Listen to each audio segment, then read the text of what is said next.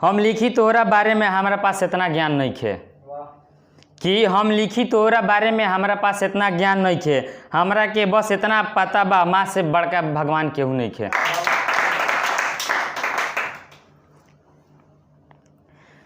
तो छठ पूजे एगो पेट्रोल के महंगाई बा आ ऊपर से बड़ा जाड़ लागता कि एगो तो पेट्रोल के महंगाई बा आ ऊपर से बड़ा जाड़ लागता। अब की के छठ पूजा में कपड़ा कहाँ से किना ये करे जा, सुननी हम मीरगंज बाजार में बड़ा जाम लागता।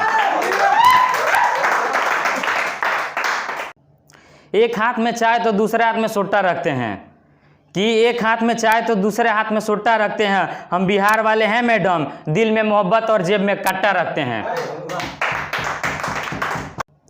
एक करे जा गोली मारवा दो चाहे फंसरी लगवा दो, कि एक करे जा गोली मारवा दो चाहे फंसरी लगवा दो, प्यार तो हम तोहरे से करें भले अपना बाप से बता दो। नल जल के पानी पी के चिकनाइल बड़ू कहीं आग लगेबू का, कि नल जल के पानी पी के चिकनाइल बड़ू कहीं आग लगेबू का।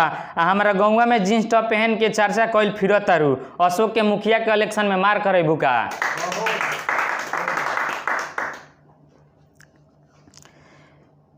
ए भाई बीत गइल सावन भादो आ बीत गइल दशहरा, कि ए भाई बीत गइल सावन भादो आ बीत गइल दशहरा, आ जाएम छठ पूजा देखे घरे अब मन नहीं खे लागत बहरा।